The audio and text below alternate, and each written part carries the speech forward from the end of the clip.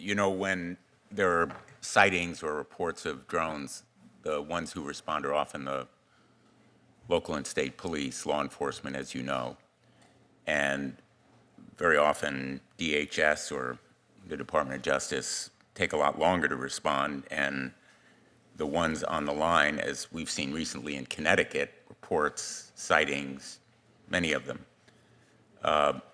And they often lack the resources really to provide adequate answers. Shouldn't we be providing more authority and resources to local and state law enforcement?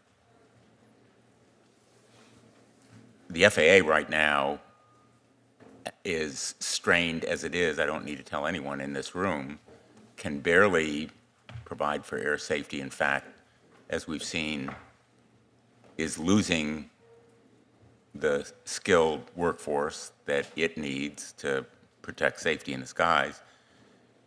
Shouldn't we be giving more authority to local and state law enforcement along with the resources to do a better job? Let me ask all of you that question.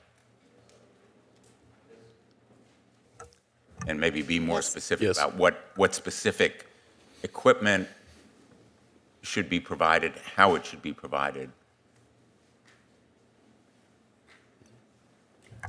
Again, that's a question that, again, some of our four federal partners, that are allowed to do this, they've been doing it longer. They've had more capabilities than us.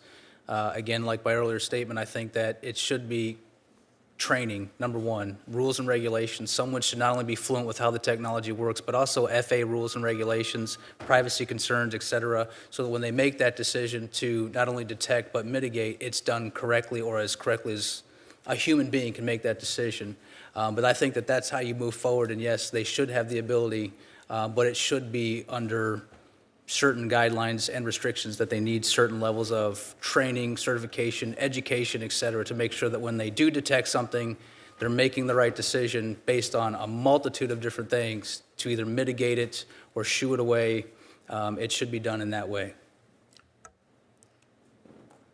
I agree as well, Senator. I think it is also important that state and local authorities, as well as airport owners and critical infrastructure owners, are given the authority to engage in advanced detection measures, which they currently do not have, so that there is a common understanding and awareness of threats before it becomes too late.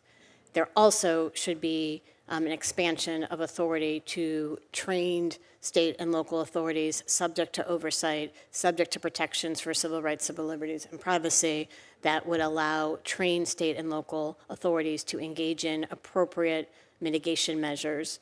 And finally, there needs to be as well the ability for our domestic drone industry to test and innovate and be able to do the kind of testing to ensure that the federal government and state and locals have the best technology to engage in, ideally, the kind of disruptions that don't require kinetic action as well.